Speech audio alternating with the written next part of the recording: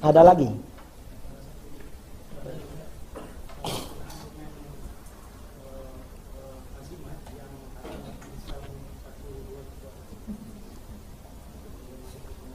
Azimat ada apanya?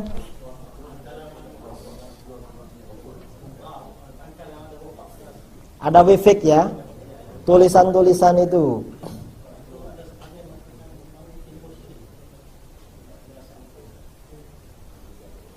Jimat ini 1 jam diterangkan ini. Karena kalau diterangkan langsung bisa buat. Nah, apa?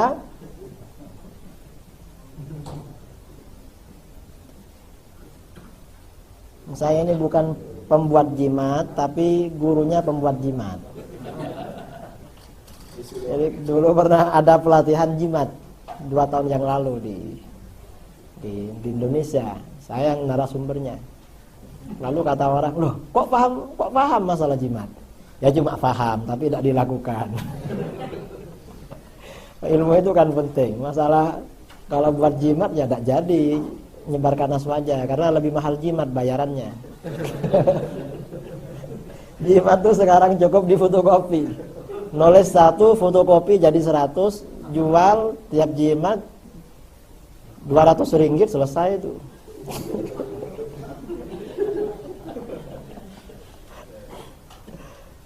Nah, ini jimat ya. Jadi beberapa macam ikhtiar alternatif. Ada ruqyah. Ruqyah ini mantra, jampi-jampi, guna-guna atau jimat. Ada tamimah. Tamimah ini manik-manik yang dikalungkan pada kepala anak-anak untuk menolak penyakit ain. Kemudian para fuqaha menggunakan tamimah untuk kertas yang dituliskan ayat Al-Quran atau asma Allah. Tiwalah jimat pengasihan agar seorang wanita ngejar-ngejar seorang pria.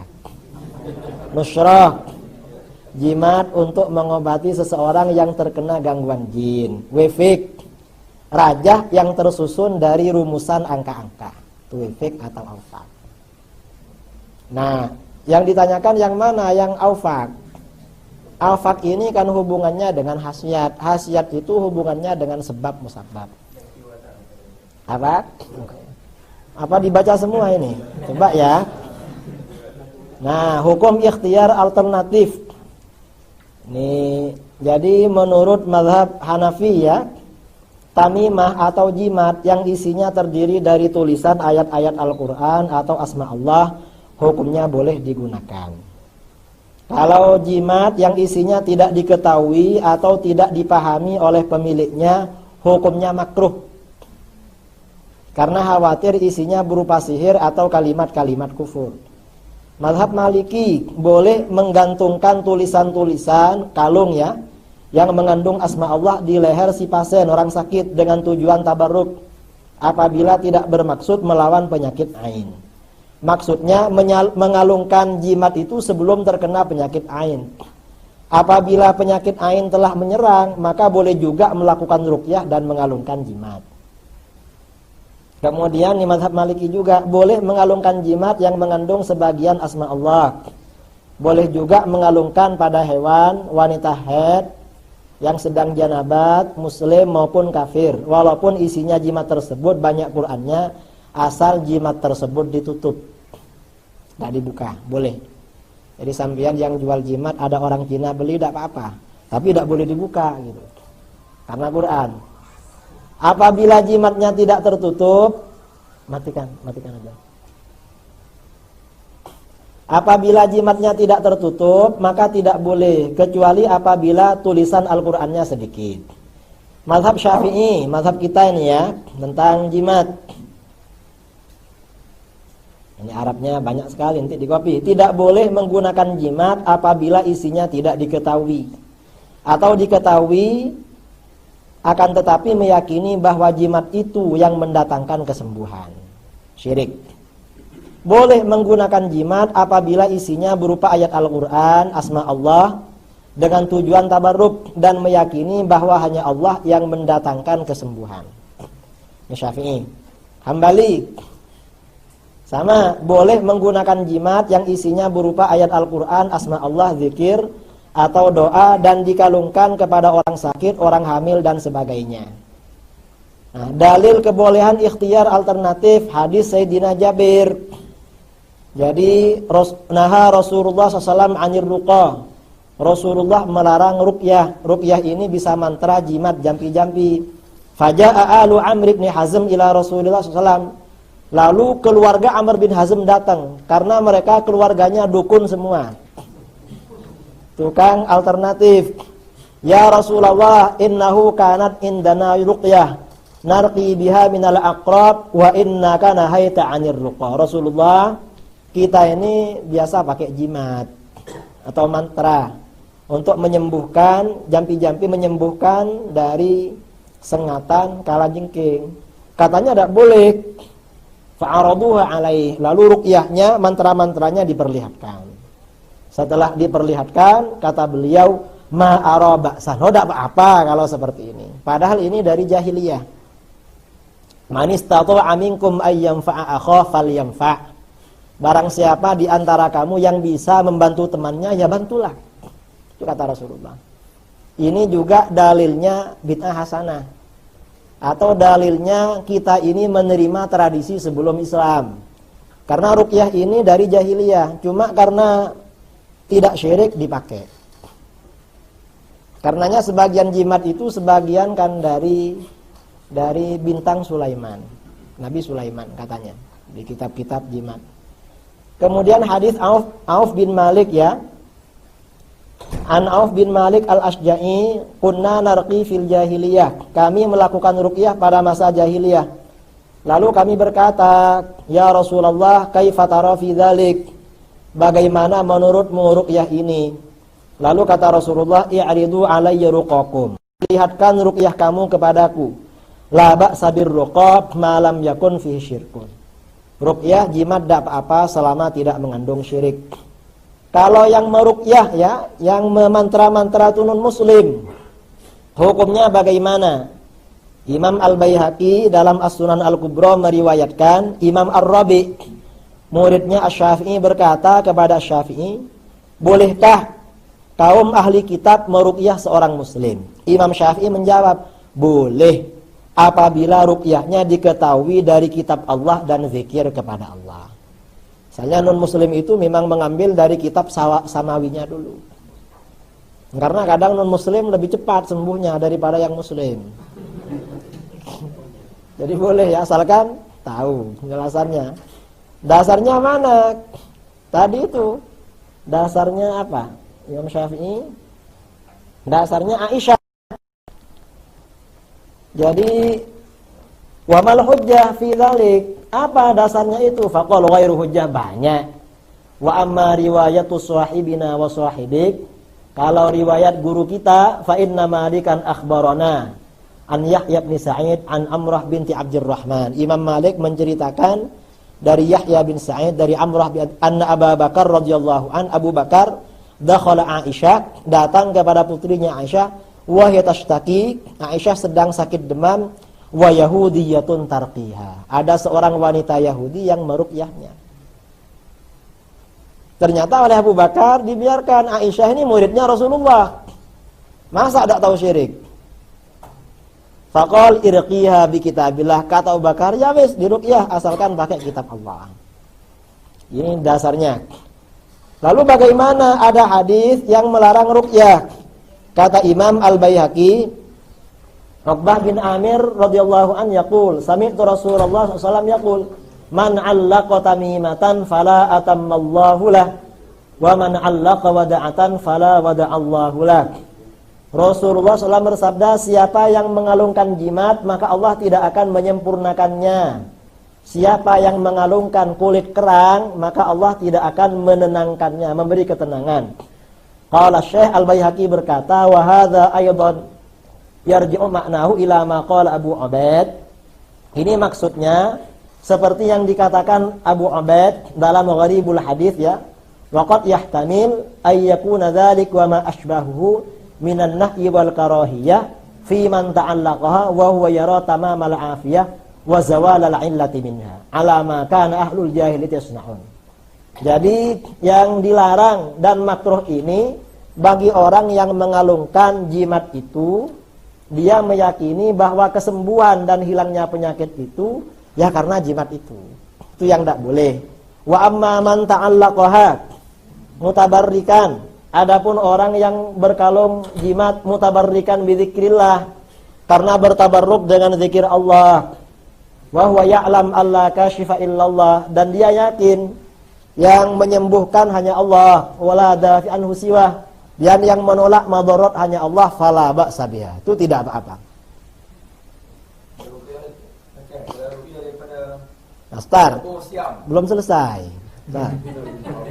Jimat dan ruqyah tadi kan tentang ruqyah. Kalau jimat bagaimana? Kata Imam Al-Baihaqi, wal qaul fima yukrahu minan nusrah wa fima la yukrah qal qaul fir ruqyah. Hukum tentang jimat dalam hal makruh dan tidaknya sama dengan ruqyah.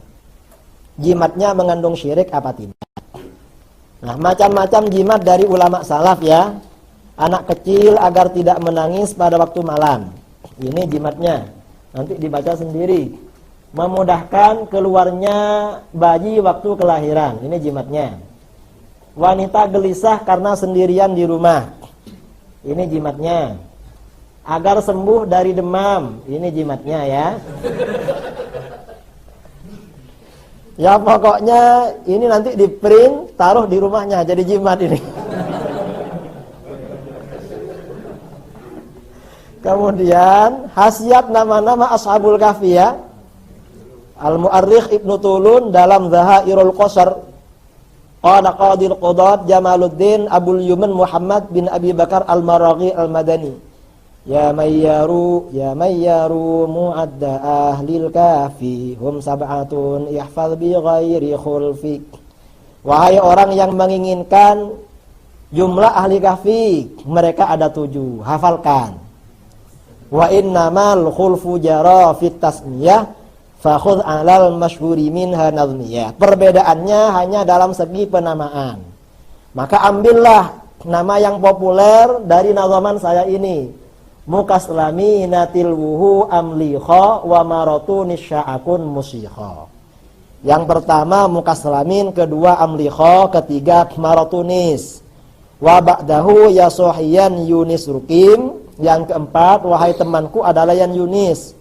Wasazamunis fatbiton wastaqim. Yang ke lima sazamunis. Wa ba'dahu dawanawanis fastami. Yang keenam dawanawanis kadza kakashfitit yalihi fattabi. Yang ketujuh kashfitit. Wa kalbuhum sya'asmuhu kitmiru. Anjingnya bernama Kitmir. Thaminuhum hadza wal masyhuru. Ini yang ke-8. Khasiatnya apa? Fa awwalul asma'i in katabtahu bi khirqatin thumma idza nabaltahu wastal hariku ukhmidat niranuhu fil waqti qad qalu ata burhanuhu. Nama yang pertama, kalau ditulis pada kain lalu kamu lempar ke tempat kebakaran, padam apinya seketika. Ini ya. Berarti tidak perlu mobil kebakaran itu. Jangan melemparkan ini. Apa? Bahar Rajas kan nazaman ini. Wa thani'in katabtahu wa ulki fil bahri yaskun hayjuhu bisidqi. Nama kedua, kalau kamu tulis lalu dilempar ke lautan, maka ombaknya akan tenang. Jadi kalau bepergian, wa ayyu'allak thalithul asma'u bifakhidhil musa thalithul asma'i bifakhidhil musafiril masya'i lam ya'yamada ma'alaihi abada walau sa'a bil ardi fi tulil mada. Nama ketiga, apabila ditulis lalu dikalungkan ke paha orang yang suka berjalan kemana-mana, maka tidak akan capek selamanya. Ini untuk musafir ya. Wa yuktabur rabi'u aidan yuj'alu fil malil hifdzi kama qad naqalu. Nama yang keempat ditulis, diletakkan di harta agar dijaga, tidak dicuri orang. Ini jimatnya. Wa ulikal khamisu ba'da katbihi 'alal ladzi yuhammu wanfa'u bihi. Yang kelima ditulis lalu dikalungkan pada orang yang demam, sakit panas. Ya sahiwat al-sadisal ajsma'i hirzan ala dzil jaisy fil hajai. Nama yang keenam, ini jadikan jimat kepada tentara dalam peperangan agar menang perang. Kemudian yang ketujuh, wasabi'at tubanhu fil ina'i alik huwaskihil istifai. Yang ketujuh, tulis di dalam wadah fil ina alikhu, atau dikalungkan dan minumkan untuk kesembuhan. Orang sakit ya, tulis di wadah, kemudian kasih air, minumkan. Wa qala ba'dul ulama inafuha li sittati asya ajalla waqtuha. Sebagian ulama manfaatnya untuk 6 perkara. Fa'adda minha talaban wa haraba. Sebagian ulama menghitung untuk mencari apapun, wa haraba, dan untuk lari, walil hariki mithlu ma qad kataba, dan untuk kebakaran, walibuka ittifli aidan turqamu, juga untuk anak kecil yang menangis ya ditulis fil mahdi tahta ra'sihi wa tursamu. Jadi di bawah kepalanya ditulis kadzaka sudda'u kadza suda'u darabanin humma fahfadhu di tadabta hadza nazma. Demikian pula sakit kepala yang berat, yang panas. Dalam al-maqalat as-sunniyah ini. Ini ya, ini rumusannya. Rumusan apa? Rumusan jimat. Jimat kekebalan ya. Ini biar di senjata ada apa-apa. Ini jimatnya ditulis nanti ini. Hukum rajah. Kalau rajah wefik yang angka-angka itu bagaimana? Ibnu Hajar Al-Haytami ditanya, ma hukmu ilmil awfaq? Bagaimana hukumnya ilmu awfaq? Bi anna ilmal awfaq, kata beliau rahimahullah, yarju ila munasabatil a'dad wa ja'liha ala syaklin makhsus. Ilmu awfaq itu kembali pada rumusan angka-angka dalam bentuk khusus tertentu. Wa hadza ka'ayyakuna bi syaklin min tis'i buyut. Ini seperti dalam bentuk dari 9 kotak. Mablagul adat min kulli jihatin 15. Jumlah hitungan dari semua penjuru 15. Wa huwa yanfa'u lil hawaij. Ini manfaat bagi orang yang punya hajat. Wa ikhrajil masjun, mengeluarkan orang yang dipenjara. Wa wat'il janin, melahirkan orang yang sedang ya keluarnya janin.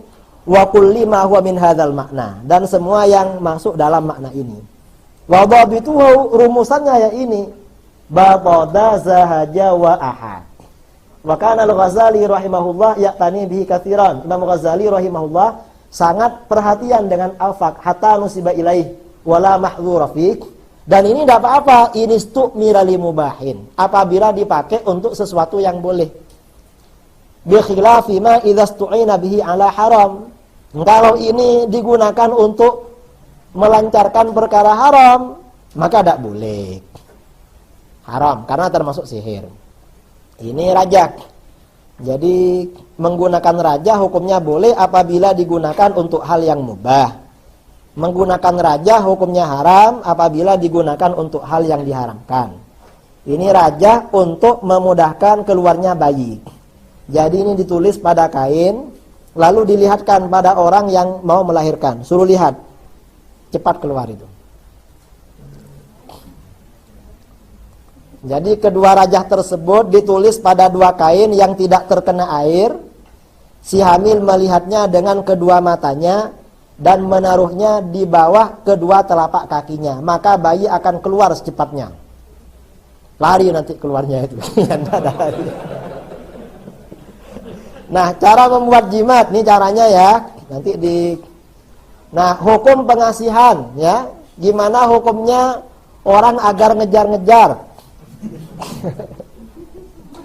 Jadi kata para ulama, ma yustakhdamu li tahbibiz zawjah awiz zawj yusamma tiwalah. Jimat yang digunakan agar istri atau suami sangat cinta itu namanya tiwalah. Sarrahal Hanafiyah anna dzalika haram. Kata ulama Hanafiyah itu haram itu. La yahil, tidak halal. Wa allala ibnu Wahban bi annahu darbun minas sihri was-sihru haram. Karena itu termasuk haram. Wa muqtada annahu laisa mujarrada kitabati ayatin. Biasanya bukan cuma ayat-ayat Al-Qur'an, bal fi syai'un zaid, tapi ada tambahannya. Kemudian jadi tiwalah yaitu jimat pengasihan agar istri atau suami jatuh cinta, hukumnya haram karena termasuk sihir. Kemudian kalau pengasihan alami wa amma ma tatahabbabuhil mar'ah ila zaujiha min kalamin mubah. Pengasihan alami seperti menggunakan kata-kata pujian dan rayuan. Misalnya ya, au ma talbasu lizina, atau pakai baju yang bagus-bagus biar suaminya tambah cinta.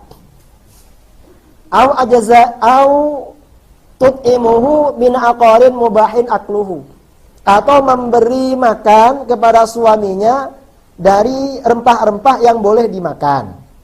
Au ajazai hayawanin makulin, atau bagian hewan yang bisa dimakan mimma yu'taqad annahu sababun ila mahabbati zaujiha, yang memang diyakini suaminya tambah cinta. Itu ada memang, tapi tidak saya beritahu. Karena ada khasiatnya, maka annahu bagaimana? Faqala Ibnu Ruslan minasy-Syafi'i adz-dzahir anna hadza jaiz. Itu boleh. Ya carilah anunya. La a'riful an ma yamna'u fi syar'i. Termasuk kalau mahabbah umum, kalau orang disenangi orang, itu kelinci, terwelu. Apa terwelu itu?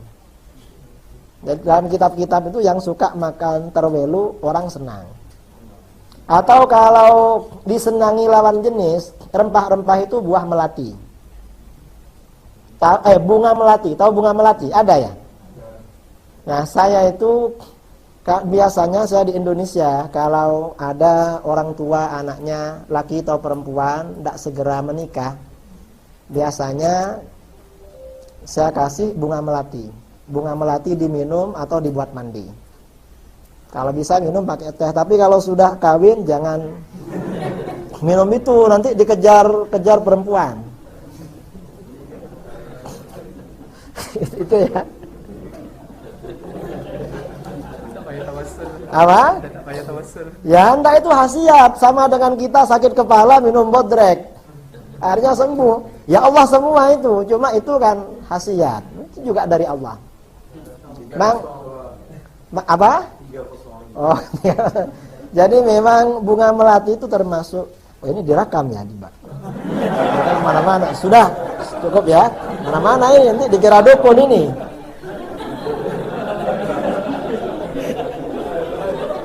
Saya kira ini sudah cukup ya, sudah lebih. Jadwalnya sampai jam 5 ini.